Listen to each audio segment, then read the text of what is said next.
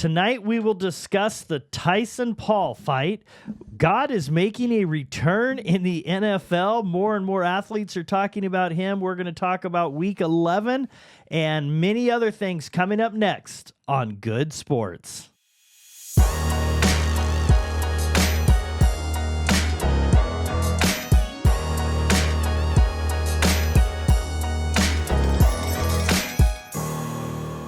Thanks for joining us. I'm Randy Goode, and as always, it is great to have you with us. And if you like what you see, please do hit the subscribe button. Thank you for all those people that have done that. Quickly, just go and hit that. We get notified of that. It means a lot to us. Continue making those comments. Let us know what you agree with, don't agree with. We like that. I'm joined alongside Trent Snead. Cameron's away from us again. Hopefully, Cameron will be able to come back here soon. Come back, Cameron. We need you. I think he's coming back next week. So we'll see about that. But I want to first start off this weekend, a long-awaited, much-anticipated, exciting moment that was on the Friday night main event. Unfortunately, it wasn't the Tyson-Paul fight, but Tyson-Paul fought. I thought we should talk about that a little bit. We spoke a little bit about it beforehand. I shared with you from a person that just turned 50. It doesn't matter what you have in your mind. You think you can still in your heart have the same desire, but your body hurts and it reacts differently. And from the moment Tyson walked slowly onto the mat, he looked like an old man. And then when you saw him with his knee brace on, that was worrisome. You don't see a knee brace on a lot of young people. You don't see the just the movement. Tyson in that fight, I love Tyson. It actually was kind of hard to see. Mm-hmm. It was sad. But he gave everything. He didn't want to make excuses. He was willing to stand in there. He did make it 8 rounds, and he wanted to have that moment, that flurry. He made he got a couple nice shots in at the beginning, but after that, he was a shell of himself, and I think Jake was actually being pretty nice to him. Yeah, but it was sad. It was sad to watch. I think everybody wanted to see him do something that's really unrealistic for a 58-year-old to do. Very unrealistic for sure. Yeah. Yeah, it's just I don't know. I talked to you about this a little bit. It's just really hard to, and I don't necessarily want to call him a hero, but yeah. Oh, he's a legend. I mean, that guy's. Yeah, I don't know that many people should necessarily model their lives after Mike Tyson. No, but no. It is kind of hard to watch a hero of the sport out there, and it just wasn't pretty. It wasn't pretty, and it was hard to watch in many ways. No, and then you watch him, and there was time, I don't know, around round 5, you see when the rounds after they take their break and they're supposed to come back into the ring, Jake Paul's waiting for him in the middle of the ring, and Tyson's like, I'm sitting as long as I can. In fact, go ahead and start the bell. You walk over to me, then I'm going to stand. That's when you know the guy's in trouble. He was definitely worn out. He didn't even move. Yeah. It was like he put like his shoes like in skis, and they don't move, and he just sat there. And at the end of the fight, Jake Paul, I think, could have torn him apart. I think at the beginning, Jake, was sitting there going, "Okay, this guy, I got to watch myself." He definitely came out pretty nervous. Yeah, he came out. You could tell Jake Paul came out in a manner, at least in the first maybe 2 rounds. Yeah, where he's thinking, "All right, if he lands one solid one." Yep. I might go down. Yeah. Yeah. And then there was I think it was round 4. Might have been 3. It was 3 or 4 where Jake finally figured out this guy's not landing a solid one. No. And he started to actually beat up on him pretty hard. And you saw Tyson kind of get real not looking good, like he was going to go down. And I think it was at that moment Jake realized, no, he's not going to catch one lucky one on me. And no, I shouldn't knock him out for the sport. Well, and I was sitting there going, I was talking about this beforehand, how when you're in your 50s, you start using rails and you start doing things differently. How you get up, you have to think, okay, don't do that wrong or your back's going to go out. But you could see he at the beginning had a little movement, but your endurance isn't the same. It just you could tell he was physically strong. But what he just went through, what was it, 5 months ago? He said he lost, all the blood that he lost.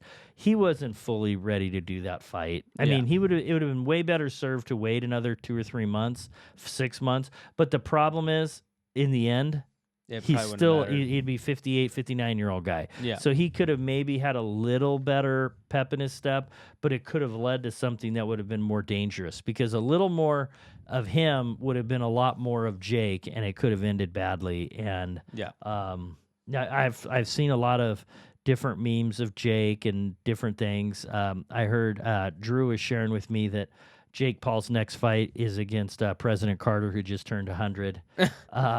Jake's taking a beating. And I think, anyway, but they both made their money. Mike Tyson got some money for his family, which was cool for him to be able to set that up. But for the losers, I think Tyson, it's hard because that's your last memory of him. Mm-hmm. And there's a whole generation that grew up with Tyson, and then their kids are watching Tyson, and it's hard to appreciate who he was when definitely. That's the last memory. It's definitely. just hard. And that's always the thing. I remember Franco Harris when he came out with the Seahawks after playing with Pittsburgh, and you watch a guy and you're like, ugh, no, I just wish he could go away. They did away with it reminds me, the NBA used to, at the All-Star game, they used to have it was like the old timers game or whatever. All the retired people played.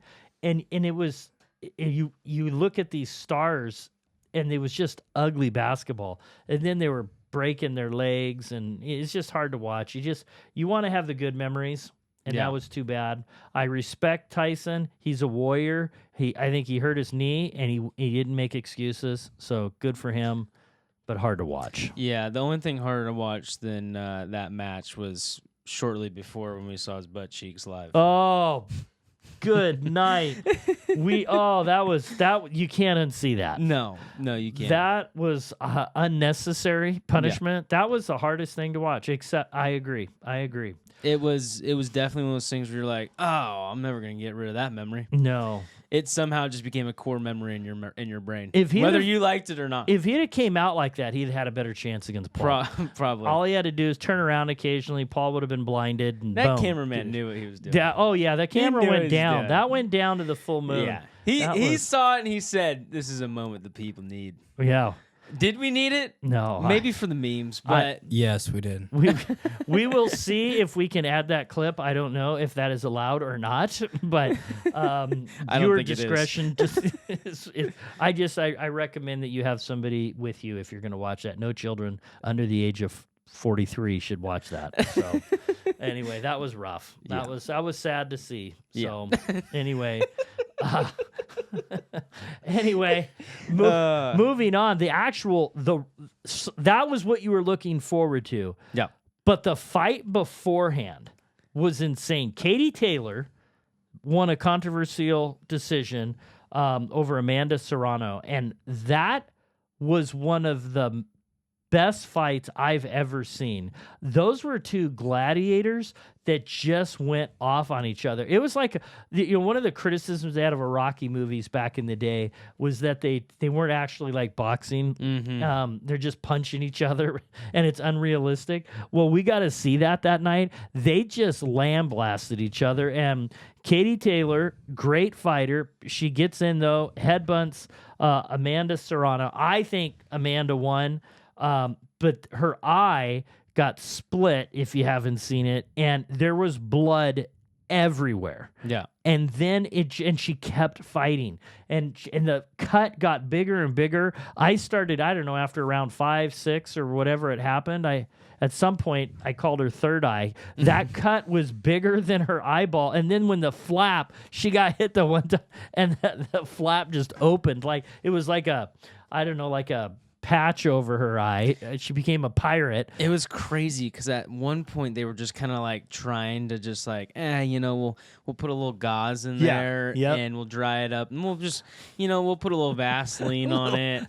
And then it was like splat. A while later, they're using a full like spoonful of Vaseline. Yes, and just flicking to at fill her. this hole. And it was like every punch that went to that top left of her head, you could just see the Vaseline spray across the the boxing ring. It was an unbelievable fight. Here, Amanda is looking. I mean, she's got blood everywhere, and I'm sitting there thinking of back in school. You get like a hangnail, like a drop of blood, and they stop everything. Yeah, and it's like, whoa, we got blood. Everybody, move away. And then we watch this boxing match where blood is splattering and dripping. She can't see, and you don't even notice. As the fight goes on, Katie Taylor's face is just getting pummeled too. Yeah, and she actually had a split above her eye as well, but it wasn't nearly. It wasn't. Bad. So you don't even notice because there's more blood over here than there is over here. I don't know how they're going to fix that up for Amanda. A lot of money. That is a nasty cut. Those ladies, that was impressive. The heart that they showed. Yeah. I mean, they just wailed on each other. It was like they took turns. Wham, wham, wham. Like that competition where they slap each other until somebody gets knocked out. Okay, have you ever watched those? Yeah, that is just... my God. That is insane. That's what they did, though. When someone goes cold from those slap competitions is unreal. They go out night-night. And I don't know how these gals didn't go night-night. I think Amanda got... I think she got robbed on that fight. I think she won it. I was rooting actually for Katie Taylor, and then I switched in the middle of the fight because I thought Amanda should quit. And the fact that she showed heart and was willing to just say, I'm not worried about my appearance for the rest of my life. I'm going to win this fight. Yeah, I don't know how boxing necessarily works, but I wonder if they almost, because Katie Taylor technically was the current champion. Yeah. So I wonder if they almost gave her favor in the fact. Like tie goes to her type of thing? Yeah, that type of thing. I think boxing, I don't understand why they don't do it, but the boxing score should be up on the screen. You should see what the judges are writing. Yeah. And the boxers should know. Because I way back when, I know Sugar Ray Leonard way back in the day, all these boxers will say, I got ripped off. They'll go into the last round, and their managers sometimes will say, don't get caught. You've won this fight. And so they play a strategy because they think they're ahead. And I know people can say, oh, well, that's part of the strategy, not know what to do, and you got to keep fighting. The problem is boxing was known for so much corruption that you're more likely to have corruption if it's a hidden score. Yes. So absolutely. Publicize it. But have you ever seen a boxing match like that? Where two people are just no, and it's not for it's it was almost not comfortable as hard watching. to watch though. I don't know what it is for me, but seeing two women punch each other, it's not comfortable. It feels uncomfortable. It's not. Yeah, it's hard to root for that. Yeah. I don't know. Maybe it's because we just don't see it in our daily lives. Yeah. Yes. Like you don't see women punching each other in your daily lives like ever. Yes. I mean, men fighting's pretty common. Yeah. Yeah. Oh yeah. You go to any public school on a Wednesday, you'll probably see two boys fighting, and But I don't know. I punched a kid in my neighborhood once in the face. I mean, it happens. And there's going to be some disagreements here and there. You're going to have to add some context. No, to it's this. just No, if you don't add any context, I don't remember. Now you're a bad guy on the internet. I just remember we were arguing, and I slugged him. That's just the way it went down. Listen, I lived in the. Sorry afterwards? You guys don't understand. I lived in the west side of Ridgefield back in the day. The west side. It is a dangerous that next to the apartments, downtown Ridgefield. You don't mess with the west side. The west side. So it was a hard place, man. It was You don't grow up and just coast your life there, but anyway, it was just oh my gosh, that was impressive. And uncomfortable to watch. And then you watch these two gladiators go out, and then right after is the main event. So you're just jacked up to watch Tyson Paul, and it was just like a fight at the senior center where there's two people in a wheelchair, and all they've got is like one of those long balloons, and they're just slapping each other with the balloon. That's kind of how it was. That was embarrassing. So Tyson, we still love you. We still appreciate all that you've done. But that was just hard to see. It was disappointing. Anyway, I'm gonna try to pretend like that fight didn't ever happen. That's what we need to do. You kind of need to erase that, and if nothing else, I'd rather remember that fight and forget the butt cheeks beforehand. Yeah. That was the worst part. I think I'd I'd rather remember the down goes Tyson. Yeah. Like that's at least that story had some good. That was. At least that was a good story. This was just like I did painful. like the fact that Jake Paul had invested in some ear guards beforehand, some expensive ear guards Makes to protect sense. himself. That was pretty good. Yeah. Got to hand it to them on that. All right, so now it is time. We're going to be talking NFL, but first of all, if you've got a timer for me, Trent, I'm ready. we'll see what we can do. I'm going to hope that we can make this. This is a Now, wrap don't up. cut the fans short this week, okay? Well, I don't know. I don't know if I can do. I'm going to try to get it really short, but I don't know that I'm going to be successful. This is the entire NFL games for people that can't watch and do not have the time. I'm going to wrap everything up in 60 seconds, okay? And this is my perspective of how things go. I'll do my very best. We will start. Here we go. Barkley and Hurts are better than Daniels and Robinson. Kicker loses a game for the Bengals. Herbert finally looks good. The worst undefeated of all time lost to the Bills, and now they're the worst one-loss team of all time. The Broncos beat the confusing Falcons. Maybe they'll draft another quarterback. 49ers only have practice squad on defense. They're terrible. Seahawks win. Steelers beat the Ravens with no TDs. Rams barely beat the pathetic Patriots. The Jaguars, wow, they're an impressive team. They held their opponent under 60, but they lost by 50. The Bears, the Bears, they had a blocked field goal at the end of the game. A little controversy. I think somebody might have cheated. The Vikings beat up the Titans. The Jets have more letters in their name than they actually have wins. Colts win. Saints win 2 games. That means they're going to lose the rest of their games. Dolphins win a meaningless game over the Raiders, and the Cowboys lose again. They're probably not only the worst team in the state, they probably couldn't even beat all the high school teams. That's all I got. Factual. You even gave him a couple extra seconds this week, Randy. Good. That was Okay. good. For the people. Yeah, For the people. I gave it for the people, which means we're going to need to edit that down to 60 seconds. What was the time for that one? Yeah, it's like 63. 63. Well, Okay. Drew will not bad. magically make that 59. Don't worry, fans. We'll put in 2 We'll get times that. speed. So Trent, this week I'll make it we happen. had some games going on. Some of them were barn burners. Yeah. Some of them were. I mean, the one game.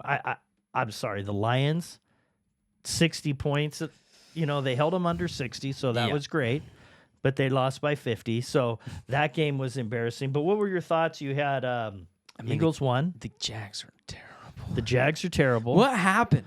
I They don't had know. they had the Prince. They called him the Prince. Yep. And now the people that justify the Prince are saying, "Oh, he's hurt." See, that's how good he was. He was keeping him from only losing by 20. Yeah. You know, it's like, no, he has hurt them. Yeah. They're spending a lot of money on him now. He's now getting his bank, and they don't have a team. I And don't so- know. I'm not a believer. No, I'm not a believer. No, I believe that they're going to be getting good draft picks for this foreseeable Yeah. future. Well, how are you feeling about your Eagles? Let's go Birds. How are you Let's feeling? go Birds. You got to man. be happy. Yeah, I mean, listen, the only thing that sucks, and I told you this as it was happening too. I hate that it's the score for the game, the box score for the game is 26-18 when they got a garbage time touchdown. You Yeah. know? It's like the last minute in the game and they got a garbage time touchdown. Yes. And now that shows on the it looks like the game was close. Yeah, it does. And to be fair, it was really close for 2-3 quarters. But in the fourth quarter it was over. I was not impressed actually with Washington. Yeah. I'm wondering if But they're good. They're better than we thought. oh, for sure. But I think we all knew. I mean, we talked about this. When we talked about this 3 or 4 weeks ago when I was saying I'm really excited for Washington to face a real football team. Yeah. Oh, yeah. And they faced the Steelers. They folded. Yeah. They faced the Eagles. They folded. I don't think this is a bad Washington team. I think they just need more time. Mm-hmm. And this is what's going to be. This is where it's Dan Quinn's their head coach, right? Dan Quinn. Yeah. Yeah. This is where he's got to be really careful. Okay. You had another very talented Washington quarterback a while back go. Looked almost exactly like Jay Daniels. A little guy named Robert Griffin Hopefully III. he does. Yeah. Hopefully it goes different. Yeah. And I really him hope healthy. Dan Quinn understands that this needs to go different for Washington if they have any hopes of a future. And they need to protect him. And if I'm the Washington Commanders, that's going to be hard to get rid of. Yeah. If I'm the Washington Commanders, I'm going to invest in protecting him heavily in the next 2 to 3 years. Absolutely. You take your young, absolutely. Because you do that. he is a stud. Yep. I think he's got it. I think not only does he have the ability to run the ball when he needs to, gets a little creative, right? But he sits back there and he has one of the best completion percentages for a rookie QB in forever. You made a good analogy because Griffin, the problem with him is he got hurt. Yeah. And he didn't know when to go down. Yep. And now you have Daniels who doesn't know the slide. He doesn't know how to. Yeah. And so they've got to figure that out. Yep. They got to protect him, and he's got to know when to go down. But if you're Dan Quinn, you got to make that number one point of emphasis. Just like when you go to a construction site and they say safety's our number one. Yeah. Right? This is the same thing. If you're Dan Quinn, you got to walk in that office every single day and say Jane Daniels is our number one. Well, if you think about it, they were considering getting Ayuk. They were in the trade. Yep. If they had a young Ayuk with Scary Terry Oh yeah, it'd be a good and offense. Daniels, that's a nice team. And they have a two-headed little monster in the backfield with Eckler and Robinson. Robinson. Robinson's been a little banged up all year, but Yep. I mean, if he comes back healthy next year, and you still have Eckler on, I think he signed a 2-year. I mean, that's a nice. They've got a nice little Yeah. nucleus. You know, if they can go maybe get a lineman in the first round, and then maybe come back in the second round, maybe get him another wide receiver, maybe not a high level, but someone to pair up with Terry McLaurin. Well, the big thing is if you're ascending and you have a young quarterback on a rookie salary, Yep. which they will have for 3 more years after that, and then another year at a reduced rate, the 5th-year option. Yep. I mean, they have a window here. Yeah. So Yeah, I mean, they're going to have to improve some of their defense, but that's Yep. something that can be done in free agency. But the Eagles are looking good. Barkley Yeah. looks good. Yeah. You know, Shout out to Saquon Barkley. You ready to hear these stats? yeah. He's a full game behind Derrick Henry, who's our current leading rusher. Okay? He's only 50 yards behind Derrick Henry Wow. for a full game. So he's the leading rusher then.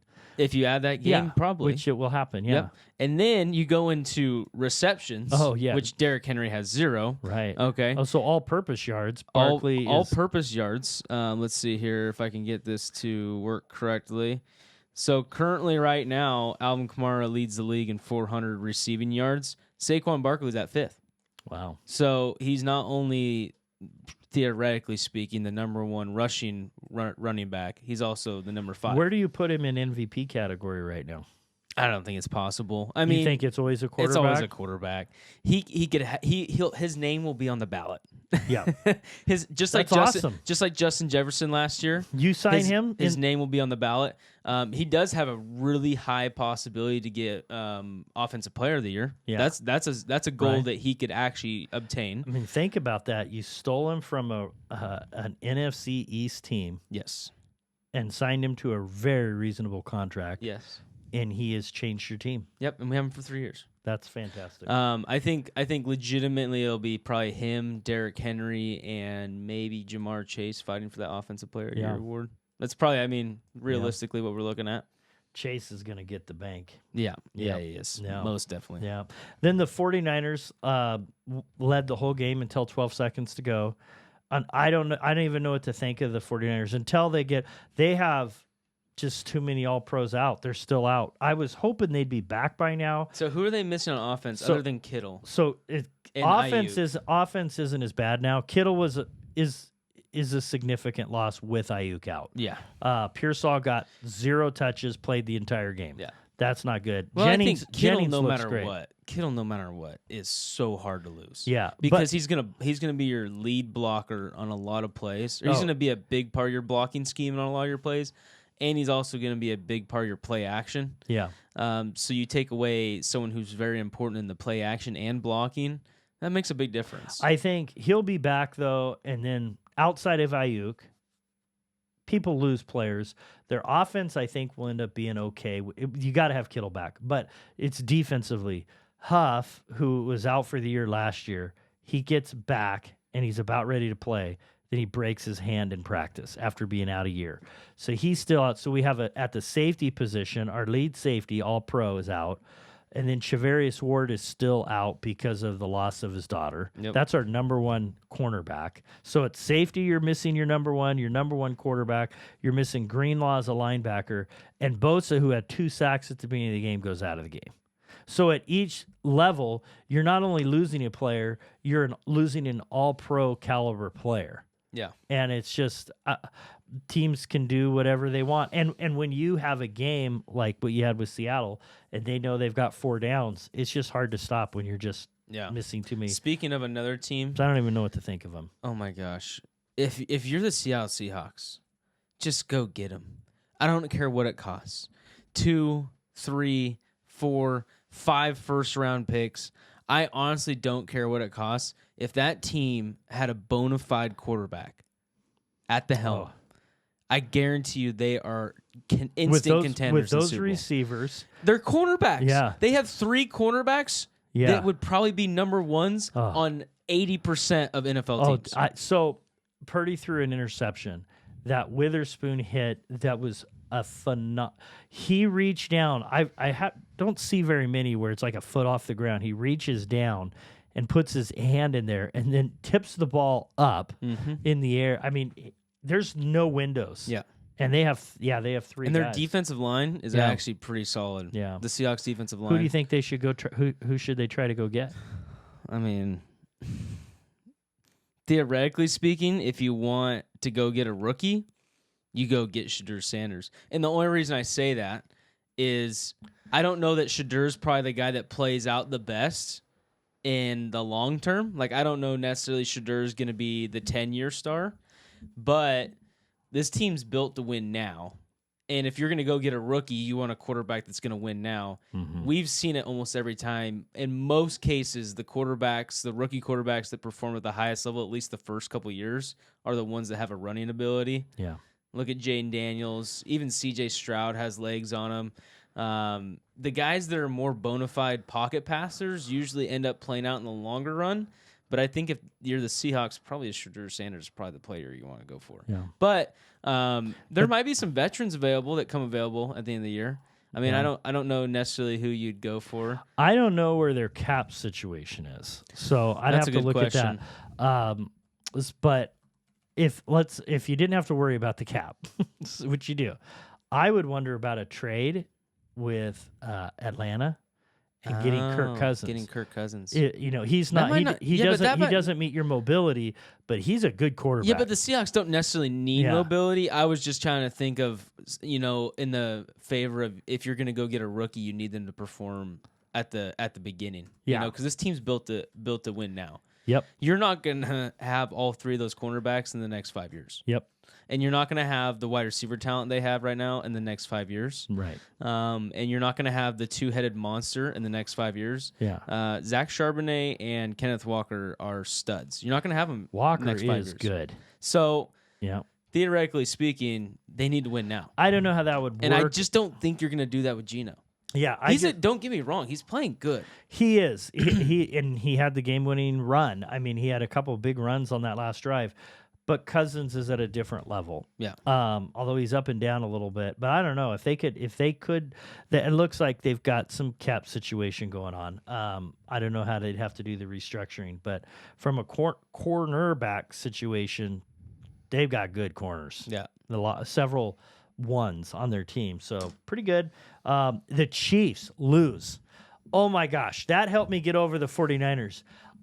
I know I've said I like the Chiefs, and I do, but I am so sick and tired of them barely winning and having blocked kicks or missed extra points or refs taking a nap while there's like a face mask getting ripped off somebody. They actually lost, and I think this is good for them. Yes. Sadly, I think this is great for them. They need, because you can get a false sense of we're all that, and I do not think they're all that. Well, also, you can, as a team, you can also start chasing the undefeated record versus chasing the overall goal of a Super Bowl. Yep. Right? Yep. Instead of a player sitting out a week because he needs the rest, Yeah. you play him because you're trying to go 10-0. Well, this makes the whole, I hope they can play each other in the AFC because the Bills, they've had some really good games with the Chiefs. Yeah. And this was another Allen's last, that when we were touchdown making was our awesome. picks, I told you I think Josh Allen's the only guy that can do it. We picked him. Yeah, we picked him. Yeah. I don't believe in Lamar to do it anymore. I don't know. It's just like every time the Ravens play a high level game, it seems like they just lose who they are as a football team. They go from a run first, play good defense team to we're just going to pass it everywhere and maybe play defense. Yeah. And I just don't think, I mean, it's just the problem is we have such a history of it now that I'm just not willing to take that bet anymore. Well, you make a good segue too, because that Steelers-Ravens game, how many times does the team win and all they do is kick field goals? Yeah. That was unbelievable. The Ravens lost to a team that just made field goals. Yeah. That doesn't happen very often. And I'll say this too. Happy for you, Craig, with your Steelers. Do you remember what I said about the Steelers' new linebacker when we came into this year? No. Patrick Queen, Yeah. who was a Ravens linebacker last yep, year. Yep. They let him go in the offseason, Yeah. and they signed Van something or other. I can't remember his name. He's really good. Don't get me wrong. He's talented. From Miami, I think. But they held on to Roquan Smith and let Patrick Queen go by. Yeah. And I said at the beginning of the year, I said, Roquan Smith, extremely talented player. But at times, I thought Patrick Queen was actually the better of the two.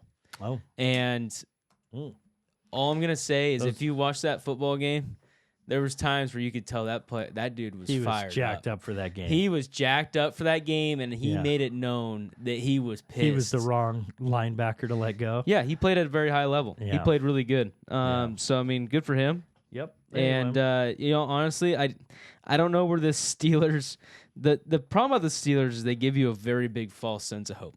Yeah. And the reason being is those AFC North teams, they just beat up on each other like no other, man. And the problem is the Browns could beat the Ravens next week. The Ravens could beat the Bengals next week. The Bengals could beat the Steelers next week. The Steelers could beat whoever's left. Whoever's left. They could. It is crazy. There is no sense that any of those teams know who's going to beat each other on any given week. Oh. And to one point, they're all very talented, except for the Browns. And to the other point, I think it is a hard-nosed division. Yeah. And they play tough-nosed football.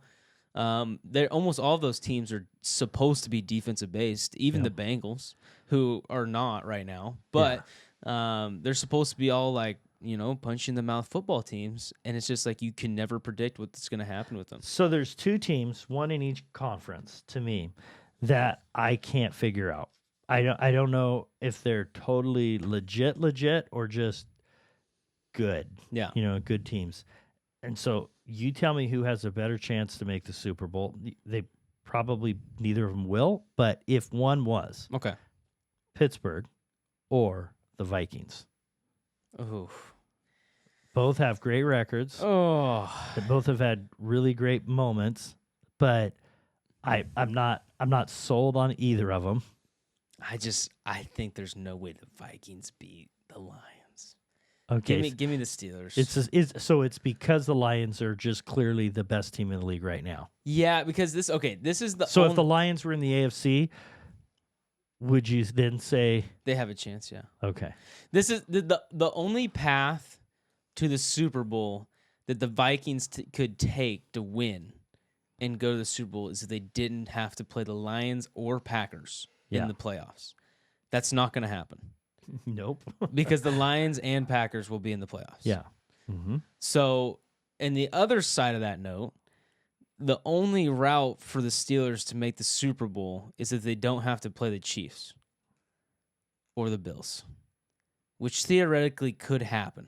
So they have better odds. I just think they have better odds. Yeah. Neither of those teams. There's a handful of teams, if they're healthy at the right time, and that you say could win it. And I think just outside that realm would be both those two teams. Yeah. And miracles could happen, and it could, but they're winning lots of close games. Yeah. And anyway. It's a numbers game, really, for the most part. And the problem is eventually the Steelers you got to hold a team to a certain amount of points, and if they play against another good defense, such as the Chiefs, who have a solid defense, they do. Yeah, it's going to be hard for them to put up enough points to even get in that competition. Yep. We'll see. I never say never, but I don't know. I'm not trusting.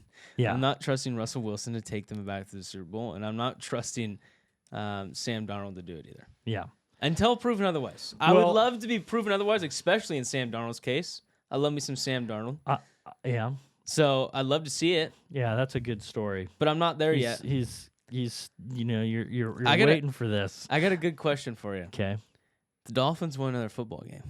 Yeah. So They're 4-6. Yep. And they're playing pretty good. Do you think there's any way there's a chance they sneak into the playoffs? There is always a way. I see that it is unlikely. They basically have to win out from here on out. Yeah, I mean, they could Maybe possibly lose one more game.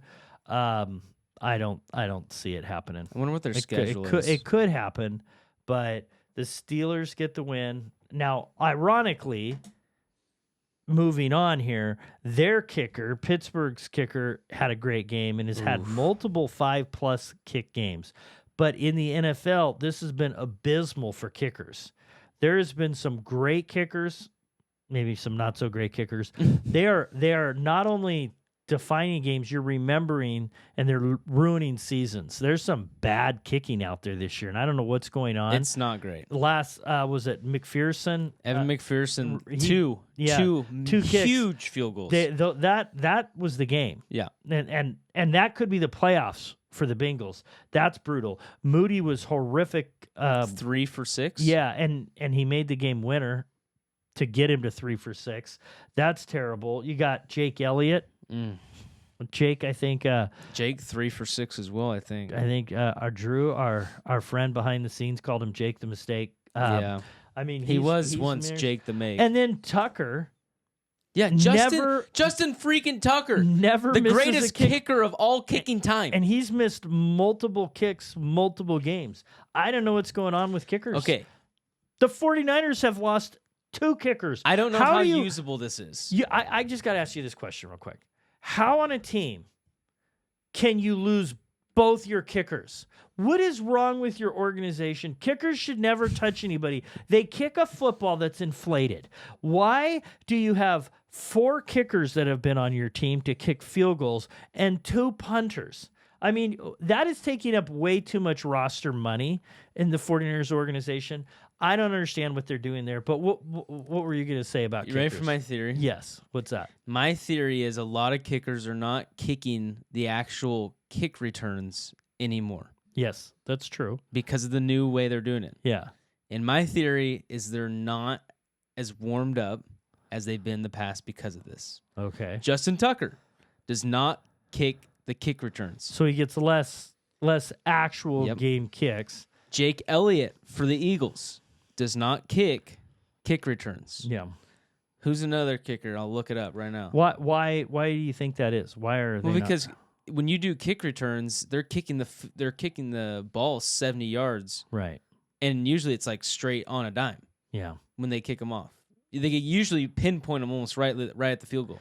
Yeah, maybe that's affecting them. Maybe it's affecting them to some degree because it's not the same as just kicking in the net. You don't know where it's actually going. Definitely not the same. So there's not a trajectory there. Yeah, but I mean, if you're Justin Tucker, you go kick a kickoff, right? There's nothing worse though than a whole game going down and you're making the playoffs or getting home field, affecting your opportunity to go to the Super Bowl, and your kicker is blowing. They're blowing game after game after game. It's ridiculous. Extra points. It's just anyway. I'm not sure what's going on. So let's do this. Let's do something else. Okay.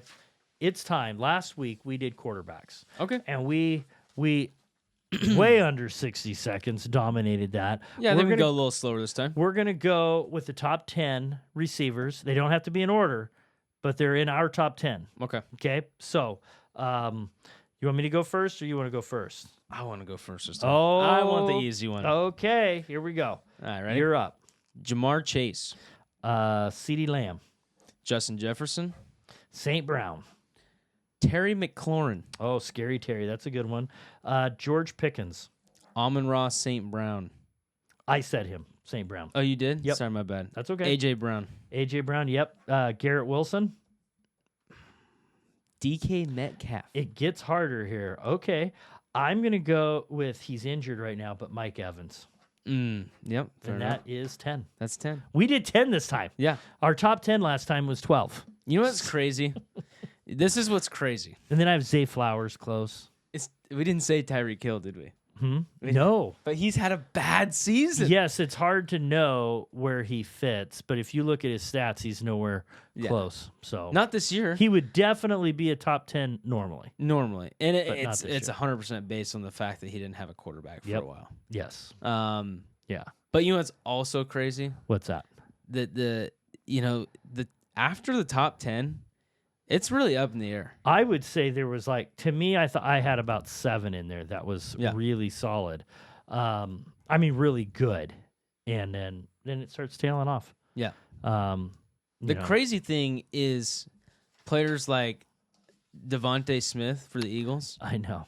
He's he's probably top 25 for sure. I mean, he's probably in the 18, 17 we didn't put range. Devontae Adams in there. Oh yeah. But Devontae Adams has had a rough season too. He has. And this is the thing is he's been trailing off for some time. Yes. We always blamed it on his quarterback play, right? Yeah, but he's older. But he's getting to that age now where he can't just be Devontae Adams for the rest of his life. No. That's just not going to happen. Nope. It happens to everybody. Yep. Just ask Tyson.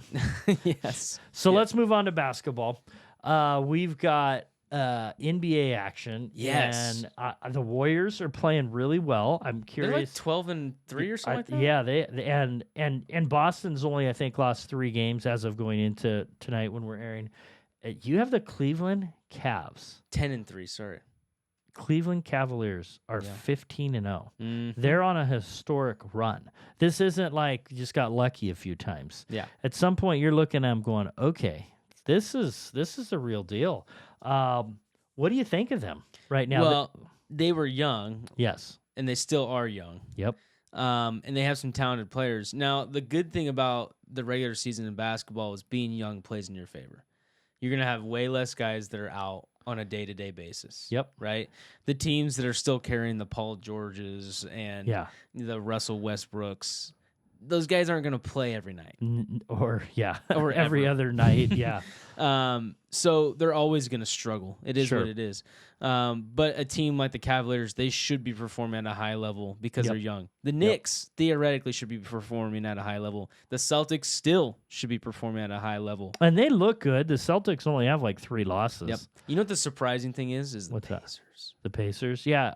They played really well last year. Once again, another young team. You would hope they'd turn it around. Yeah, I would hope so. Yeah. But even like the Lakers are playing pretty good. Yeah. We'll see. We'll see about that. We'll see. How, Timberwolves, yeah.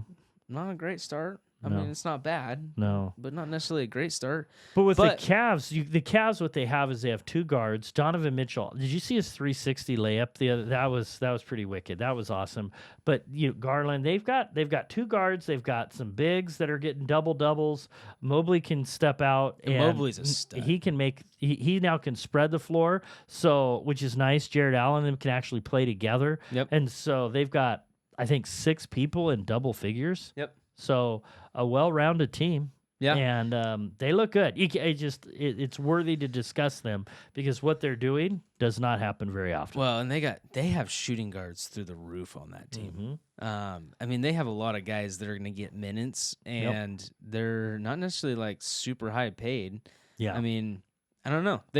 I'm not surprised necessarily that they're playing to this level, but they are talented, very talented.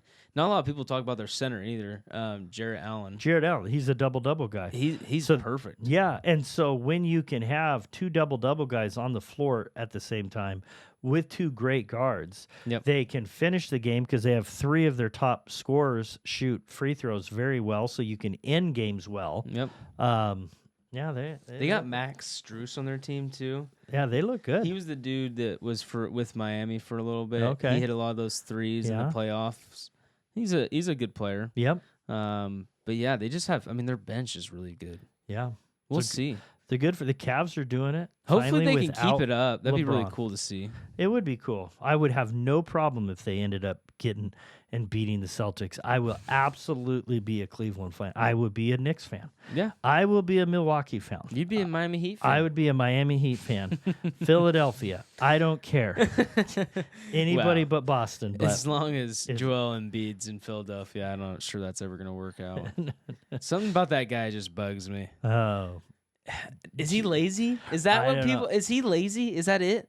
I wanted years ago the Lakers to get him because when he came out, you knew he was injury prone, but he looked like just a freak of nature, and he is talent wise. Yeah.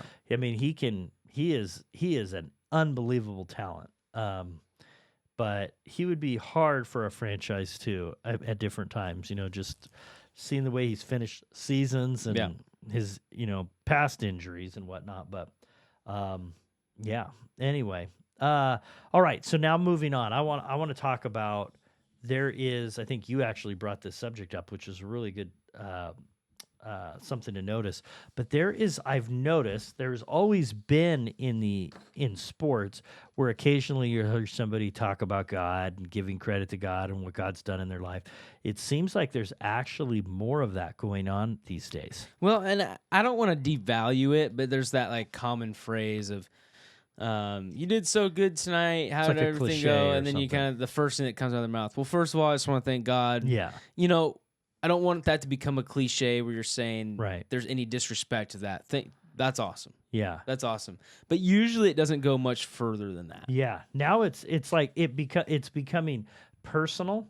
Very personal. And it's like I'm going to make this really clear. Yeah. Like what John Jones spoke about at the UFC. You It shared was like that a with me. 5-minute or a 5-minute Yeah. sequence He- of him talking about God. And he was like, no. And this is like the greatest UFC fighter maybe of all time. Yeah. And No, he's- many people, and including Dana White, Yeah. say that he is the greatest UFC fighter Yep. of all time. Yep. And that was really, really cool. And when you get that from the top, that was awesome. Yeah. Well, this is the cool thing about the UFC that I like that they do really well. They don't silence their people in any way, shape, or I form. love that. And no matter what way it goes, Yep. whether it's anti-God, pro-God, whether it's liberal or conservative, they are pro just say what you want to say. They don't silence their people at all. In fact, at one point they were asked, are you going to say anything about this? And he's like, I'm not going to tell him what to say. Mhm. He can say whatever he wants to say. Yeah. And I think the problem is we get so as just a generalization in sports, we get so careful about trying to control what people say that it eventually just becomes a way for people to say this is bias in one way or the other, right? Yeah. Because we're trying to control them in a manner that's more professional. Yeah. Eventually, one side's going to say this is bias to the other. The good thing about what they're doing in the UFC is they're saying we're not going to touch this whatsoever. Yeah. That way, no one can cry that this is bias in any Right. way, shape, or form. Right. Right? Yep. So that being said, with the John Jones thing, I think he's only saying that and feels very welcome to say stuff like that because of the precedent they've set at UFC saying you can say what you want to say. Right. Which is ultimately good for the sport in general. Yep. And I think the positivity from what John Jones said and many people commenting on what he said was really, it was amazing. Yeah. For the people out there that maybe don't believe in God, they probably don't have the world's greatest, review on the situation. But he didn't hurt anyone by what he Nope. said. And he spoke what he felt was his ultimate truth, which he is, welcome to as an athlete. Mm-hmm. And I thought it was really amazing for him to be able to take what he believes in his personal life and be able to communicate that to people in not only a manner that was respectful, but also in a manner that was it was really fitting to what we are going through as a time as just a people. Right. Right. And it felt more like he was trying to bring people together than he was trying to tear people apart. Yep. Yep. Um, I thought that was cool. And then you had J.K. Dobbins. yeah, so Comes out cool. on the herd, The which Herd. was so good for Colin to hear something like that, and he didn't shut him down. So Yep. good for you, Herd. Yep. But that was pretty cool as well. Colin was probably shaking in his boots a But little bit. what's cool about it is there, like you said it well. He wasn't just saying, "Hey, I just want to thank God," and then he just moves on. He's like talking about, I've had devastating injuries that everybody is telling me I'm never going to do this again. Yeah. And the only reason I'm able to do this again is because of God. Yeah. I thought that was a great testimony. And he went on with depth. And you have major people in multiple sports that are doing this. But, you got C.J. Stroud.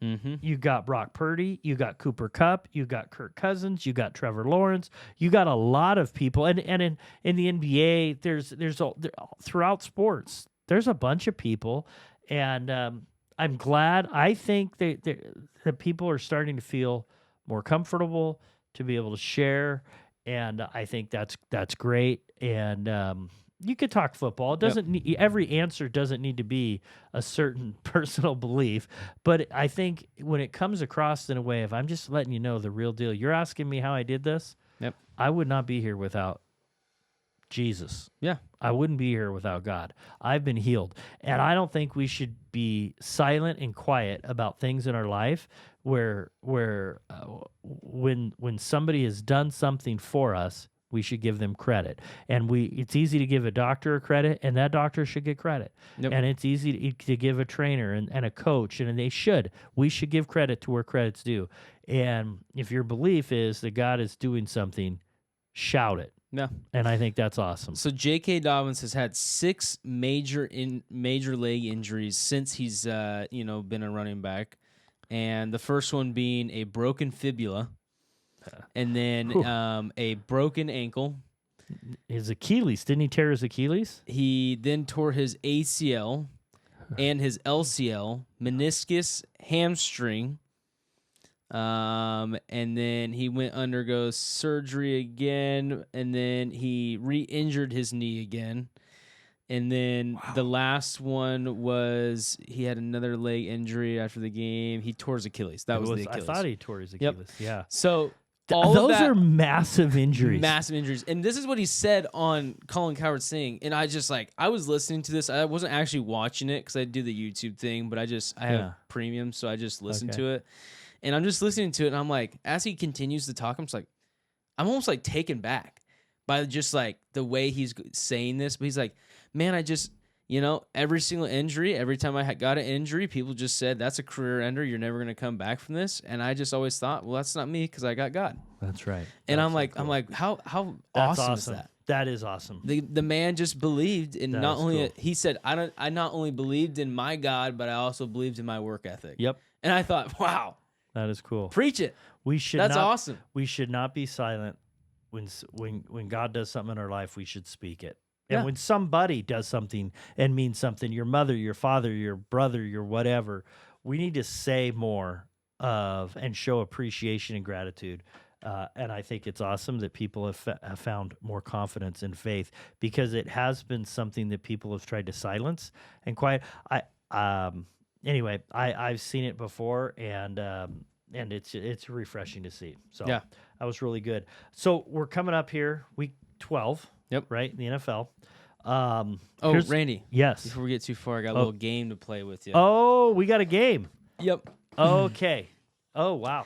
I This- was not anticipating This game. week's version is Guess Who? Oh, we're doing it this week. I heard you. Okay, Yeah. let's do Oh, it. you thought it was going to be next week? Yes, I Oh, did. no, this is this week, Let's Randy. do it. You better lock you can in, tell buddy. we are not prepared. Okay. This What if I player, don't know? you might know. Do I get choices? You're going to probably figure it out. I'm not giving you choices. You got to Okay. guess. So it's this year's stats. Yeah. Okay. Okay. And I'm going to give you the position. Okay. He's a cornerback or a safety. Okay. Okay. This player went up against Mike Evans. Head-to-head stats, he only allowed 2 receptions for 19 yards. This quarterback or safety went head-to-head with Drake London, who is currently 9th in the NFL with 710 yards and he only allowed 1 reception for 5 yards. This player went up against Malik Neighbors, who is currently 20th in the NFL for yards, and he allowed 1 reception for 9 yards. This player went up against number 3 overall with 774 yards, CeeDee Lamb, and only allowed 2 catches for 14 yards. This player also went up against number 1 for receiving yards this year, Jamar Chase, with 1,056 yards. He only allowed 2 receptions for 19 yards. And I would give you the last one, but it'd probably give it away. So do you want to make your guess? If you get it wrong, I could give you the last one and it'd probably give you the answer. Boy, it's hard to know who played who. Let me ask you a question. Did the Eagles play the Bengals this year?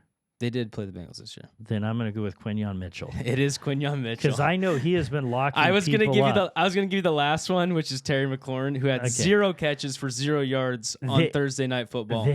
Wow. Listen to these stats, okay? So Christian Watson, 1 yard. That's awesome. Yeah. You got that was your biggest weakness last year. Biggest weakness by far. And you nailed the first round. Just listen to this. Christian Watson, 1 reception, 6 yards. Drake London, 1 reception, 5 yards. Wow. Chris Olave, 2 receptions, 23 yards. Oh. Mike Evans, 2 receptions, 19 yards. Amari Cooper, 1 reception, 10 yards. Wow. Malik Neighbors, 1 reception, 9 yards. Jamar Chase, 2 receptions, 19 yards. Brian Thomas Jr., 1 reception, 11 yards. Wow. CeeDee Lamb, 2 receptions, 14 yards. Wow. And Terry McLaurin, 0 for 0. I knew he's been doing really well. That's beautiful. They now That's have, all they pro. now have That's an all pro. They have a nickname for him now. What is They it? call it Guantanamo Bay. That's awesome. Anyways, I saw Wow. a video come out this week, and they were talking about it really got popular after Terry McLaurin went 0 for 0, and Terry McLaurin's having a career year. So wow. And Terry McLaurin's right now at 721 yards. He's definitely going to probably get close to 1,400 by the end of the year. Probably be in that range. So and that doesn't mean the receiver only didn't catch one. It just means when they went 1-on-1. 1-on-1. Right. Yeah. Yep. So Which Jamar is predominantly in the which happens most of the time. Jamar Chase could have had 6 receptions for 500 yards, but against Quinyon Mitchell, he had 2 receptions for 19 yards. That is awesome. That's gotta make you Fires me up. That is awesome. I will say Wow. the sad thing is he's played at this level, but because of his draft position and the hype for him coming out of college, I don't think it's gotten the attention that like a Sauce Gardner did. Yeah, like Sauce Gardner, because he was 4th pick, I think, in the draft. He was super high in the draft. Everyone knew who he was. He had a very iconic name. Sauce. Yep. And he came out and locked down a bunch of people, right? And everyone instantly knew who he was and what he was doing. I think it's probably going to take a while for people to catch on to what Quinyon Mitchell's doing. But he was picked 22nd or something by the Eagles, somewhere in there. It's pretty late. Yeah, I mean, but that is phenomenal. Like 21 other teams passed him. That's phenomenal. A shutdown corner like that. What's beautiful is when you nail a pick like that, and it is your weakness. Yeah. So you don't only take the best player available, you take the best player that should have been, like if you redrafted, he would go 5th overall. I don't even know where he'd go. It'd be top 10 for sure. And so you get him, how many shutdown cornerbacks are there in the league? No, oh, man, not many. 3? Well, there's a couple of them on Seattle. You've got Gardner for the Jets. The Broncos. What's his name? I'm blanking. You probably have what? Would you say maybe there's... I don't know. I think it'd be the Broncos and Sauce Gardner. That's the only 2 that I would say are actual shutdown corners. What do you think the about... Seahawks corners are good. Don't get me wrong. They're extremely talented. Yeah. I don't know if I'd call them shut down. What's the kid out of Denver? Denver. Cornerback. Trying to think who else. But the thing is, if you that's true. There's good cornerbacks. There's extremely talented, and then there's shutdown. When you have a shutdown corner, it changes the whole game. Yeah. Then if you add an edge rusher to it, Pat Surtain. Surtain, yeah. So I would probably say just like overall, just off the top of my head, pure shutdown cornerbacks in the league right now, Sauce Gardner and Pat Surtain. That's probably the only two I can think of. Yeah. I mean, Jalen Ramsey got another like top tier contract. I don't know if I'd call him. I think he's not he's anymore. past that level. He was at one point. Yeah. But not. See, I don't even think after he left the Jaguars, I'd call him a shutdown. No, Debo did him wrong. Yeah. Since then, when he was with the Rams. But anyway, that's awesome. Well, good. I'm glad I got it right. Yeah. I will say that PFF released their Pro Bowl, basically their Pro Bowl selections for the year just last week. And to be honest with you, some of them are pretty dumb. Like, I didn't necessarily agree with a lot of them. But Cooper DeJean was actually one of the only Eagles to make the NFC team. Really? Yeah. And he's only played... They had him, but not... Yeah. Okay. He's only played like 6 weeks. And you got him in the second round. Yeah, but statistically speaking, he's been one of the best in the league so far. So look at you. And thus, your season is different. Yeah, completely different. Well, and you have Barkley. Yeah. That was also a good find. Yeah. Yeah, I'm looking at lists of cornerbacks, and I completely stand by that. I think that's where I'm at. I think it's Surtain and Gardner. I think that's all I feel good about. Wow. I mean, PFF has they have Jalen Ramsey at 6, Jalen Johnson at 5 from Chicago, and then they have Javarius Ward at 3. Yeah. And Trent McDuffie at 2, but I wouldn't say Trent McDuffie's a shutdown corner, and neither is Javarius Ward. They're both very talented. Yeah, I would agree with that. But they're not islands, you know. And to be fair, we're not ever going to see Revis Island again. That's probably never going to happen. Deion Sanders, Revis Island. I mean, maybe Travis Hunter if he decides to be Green a cornerback. back in the day. If Travis Hunter decides to be a cornerback, we might see Revis Island again. Well, anyway, good. Good for you guys. I mean, fly, Eagles, fly. So, all right. So here we are. I just segue into the picks coming up this week. Yes. Where are we at? You went 2-2. Oh, I was 3-1. So I tied you. I'm tied with you again. 30-18. We have a record. Drew, behind the scenes, doing a great job, but he only went 1-3. He fell behind. He is 28-20. He's only 2 games back. And Cameron hasn't made a pick in a while, so we're not sure what to do with him. So he's kind of we went from first to worst. We'll just say we love you, Cam. We need you back, and we need you to pick the right teams. You know, to be honest with you, what hurts the most about our pick'ems, is I was the one that talked you into picking the Steelers. You did help me. And then that really came back to bite me. That did. I did it. I went out on a limb. I looked. I was swayed by it being in Pittsburgh. Yep. I didn't think if you'd have told me they wouldn't have scored a touchdown, I wouldn't have picked them. Yep. But they did win. So we are tied 30-18. Those are good. And Drew, 28-20. We're all picking well. Listen, I'm telling you, if we go to the casino, we might be able to make a dime. We might. About a dime. That's about it. But we could do it. So, okay, games this week. What's that? LNA's not far away. Yeah, it's true. That's just true. down the road. Yep, we could lose a lot of money. Close. We're not going So we got games this week. I've got the first game. By the way, I officially booted the Chiefs out this week. They are not going to be pickable. They're playing a terrible team, and I'm not even giving them the grace. I can't even remember. I just looked, and it was a terrible team. So we're not picking it. It's too easy. Nope. Panthers. So I'm not. Oh, that's right. Yep, no, because Bryce Young's going to win. No. Oh, listen, I'm not picking them. So Rams, Eagles. Okay. Who do you got? That's your team. I'm going Birds, baby. Birds. Listen, I will say Puka Nacua and Cooper Kupp scare the living poop out of me. Yeah. I mean, those guys. Did you just see their last game they played? Yes. If that team... But look who they beat barely. I mean, the problem is... Patriots, barely. They have a bona fide top 10 running back. They have a bona fide top 22 wide receivers. They still got Matthew Stafford, who's the ageless wonder at this point. He's got more salt in his beard than he does pepper anymore. Okay? And he's still ripping it, just absolutely throwing it wherever he wants to. I just don't think that they're probably going to be in contention to win anything for a long time. No. But that team is very talented and could beat almost anyone on any week. Well, they're talented enough where if it comes down to a final drive, it gets scary. It can, and they can do things. But I've got the Eagles winning this game. Go Birds. I think you're ahead in just the way you guys are playing on multiple levels. I think the Rams. We actually have a good record against the Rams too. Yeah, I just don't think the Rams have it. So, Drew, who do you have? Rams, Go Birds. Eagles. Okay, so we got 3 Eagles. So far, I'm still tied for first. So are you, Trent. Oh, nice. Good job.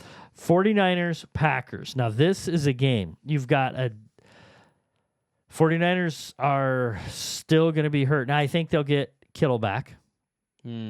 Hopefully. It's a big deal. Where's this at, 49ers? Not that it matters because you guys just lost in your own I field. believe it's in Green Bay. I will check. Don't remind me. I'm sorry. I'm just like super pissed off about that still.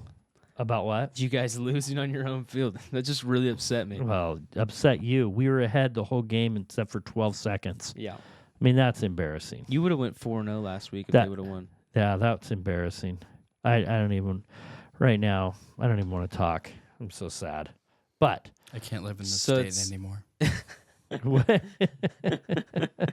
So is it at 49ers? I don't know. I think it's in Green Bay. I'm trying to look, but it is taking me a little bit longer than I'd like. Okay, here we go. It looks like it is in Lambeau. 39 degrees is what they say the game is supposed to be. Gross. Just above freezing. The 49ers have a... Are the 49ers getting defensive players back? Mm-mm. That's not good, Randy. Oh, Bosa's a maybe. I don't know. I have not heard about Bosa. But the problem is he went in with an oblique injury, and then he had to leave the game. And Yeah. if he plays, I don't know how wise it is to play, but they kind of have to win these games, so I don't know. I just that is hard. Can you pick first? Yes. You're going to pick the 49ers. I'm absolutely going to pick the 49ers. I am going to pick the 49ers, but I mean, betting odds, Packers, 55% win probability. Oh, I just wrote 49ers for my name. Do I need to stick with that now? Gosh darn it. It's whatever you want to do. You're your own. Drew, why don't you pick? It's at Green Bay, 39 degrees. Packers, they are, like I said, projected to win, but you never know. I think I'm going to go 49ers on this one. 49ers. Okay, good. Yeah. Good. What about you, Trent? This is dumb. That's okay. So It is dumb. dumb. It is dumb. It's okay. You want to come back to it? Yeah, can we come back to We'll this? come back. All right. Okay. All right. That's so if good. you, just so you know, because you took so long, if you get it right, it's only 0.75 points. Ravens, Chargers. Give me the Ravens. Ravens over the Chargers. Ravens. I'm definitely doing the Ravens as well. Yeah. I don't see them losing 2 games in a row. And they are pissed off. Yeah. So, But the Chargers look good. yeah. Don't get me wrong. This could be a contest. Herbert is looking better. Herbert had a good game last week. 2 touchdowns. I think like 350 yards. That's a great game. So I want to hand it to him. Good job, Herbert. Everybody's been in love with your long flowing hair and your 6'5" or 6'6", so you're a top 7 quarterback forever because of it. But at least you're now playing. He's playing better. He's playing better. And He's playing better. I got to hand it to you. Steelers, Browns. Rivalry. I mean, Jameis Winston. Yeah. You never know. He's going to have 3 major passes. They could be interceptions. They could be touchdowns. But he's given 3 good balls to somebody. And nobody knows. He could play like a top 5 quarterback, Yep. or he could play like a bottom 5. Yep. Oh, man. Give me the Steelers. Steelers. I got Steelers too. I'm going Steelers. I'm not going to So lose we my got lunch on this one. okay. So we got Steelers. So now we're back to the best you can do is 0.75 points. You got 49ers. You got the Packers. All right. Just give me the Packers. Packers. Okay. So we have 1 game. So we will not be tied next week. We won't be. You will have to stay tuned and watch. Yeah, you're right. I'll what be in the lead. happens. Yeah, I know. You might be. You might be. And if we do, then it is time for the 49ers, if you lose this game, to start thanking NFL draft, baby. NFL draft. Wait, we never even talked about college football this week. Oh, yes. Let's do a quick rundown. Quick. Go ahead. Quick. Go ahead. Okay. Ducks Tennessee had a lost. good ending. Tennessee lost. Not good for the Vols. Okay? No. Not good for the Vols. Your team. But that does mean Georgia still is in the playoff run. Yep. Which is actually good because if they would have lost, there was probably no way for them to make it. So right now, it's actually playing out in a manner that I think is most realistic, which is actually kind of good. So you have Oregon number 1, Ohio State number 2, Texas number 3, Penn State number 4, Indiana's at 5. They probably won't stay there because they have Ohio State next week, so they're probably going to most likely get a loss there. And then you go to Notre Dame, who's 9-1. They play Army, who is still undefeated. So we will see Army will either shoot up in the rankings or Notre Dame is going to drop like lead weight. Right. So that'll be interesting to watch. You have Alabama versus Oklahoma. That should be pretty straightforward. Alabama should win that game, move up in the rankings to around 6. Georgia's still there. They have UMass. They probably won't go up in rankings at all. Ole Miss has Florida. That game should not be much at all as far as rankings go, so they probably won't move anywhere. Tennessee has an easy game. They're probably not going to move. And University of Miami has an easy game. They're probably not going to move. Boise State is officially in the playoffs today. Oh, As we speak. They do have Wyoming this week. That is a potential loss. It's a tougher school. But I think they'll probably come out with a win on that one. These are the teams that we got to look at that are in the playoff race at this point. BYU, I think, is probably not going to make it, but they still have a fighting chance. SMU is probably not going to make it, still have a fighting chance. This is where it gets interesting. Texas A&M. If they win this game, I think they have a chance to make the playoffs. If they lose to Auburn, they're completely out. Colorado with Deion Sanders. They have an easy schedule. If they continue to do that and keep winning, they will probably be right at the cusp, depending on who loses and games. you know they're going to want them in. Oh, yeah. They're going to want them in. Yeah. Clemson, probably not going to make it. They don't have enough high-level games to finish out strong enough to probably get in. And then Army. They're still undefeated, but they're not winning by big margins. If they can beat Notre Dame, they will actually probably hop up more positions than imaginable, only because they'll be still undefeated at 10-0 at that point. Wow. So the only team that's really going to move far this week is most likely Army. Other than that, Colorado might move up 1 or 2 spots, and we're probably looking at pretty close to what our playoff picture is looking at right now. Okay. I think Colorado is probably going to miss it barely. I just don't see Boise State, Miami, Tennessee, and Ole Miss losing, and they're all the teams that are on the cusp. So the only way that I think Colorado gets in is if Notre Dame has an absolute meltdown at the end of the year, losing to Army and losing to another game. Well, we will see as it comes up. It is exciting. I will say I want to memorialize the team if I could. Oh, the one that just lost. No, you're not thinking of this. Washington State. My Washington State Cougars that I am wearing tonight, my alma mater. Dropped 6 positions. 19. We were ranked 19. And then we played New Mexico. What did I say? At home. And here's what New Mexico did. They went on a 24-7 run in the second half. They ended the half 24-7, and we lost by 3. You lost your opportunity to maybe, possibly, probably not. Definitely not. Get in. They were only, what, 7? They weren't going to make it. They had a chance, and it's all over. I thank you for the run. Big John, 4 touchdowns, no interceptions. We're proud of you. Go Cougs. But you couged it. That is a phrase that you have. You couged it. And What'd you I do say? it every year. You always let us down. We sat here last week, and I said, not for long. And it was not long at all, actually. We were up, and we let a 24-7 run. They have the easiest schedule, too. We do. That's what's so sad. Our division is, I think, just the Beavers. Yeah, Oregon State. That's our division. So if you somehow, no matter what, you're guaranteed second. Yeah. And that is not a messed up football conference. Yeah. Anyway, so we still got, I think, Oregon State coming up. So it's the battle of division coming. Everybody should be watching that game. All eyes. Go Cougs. To see who loses. Yeah. Anyway, exciting college football. Thank you, Washington State, for leading me on and leading me down a path of destruction. I appreciate it. So we'll see what's going on this week. Thank you for joining us again. If you like what you see, please hit the subscribe button. The more we get, the more content that we put out. We want to had an exciting week. We're looking forward to Cameron coming back. We miss you, Cameron. Drew, thanks for everything behind the scenes. And we will see you guys next week. Tyson, get better. Don't fight again. Please. Nobody needs to see that. And the last thing, keep your shorts on. Peace, everyone.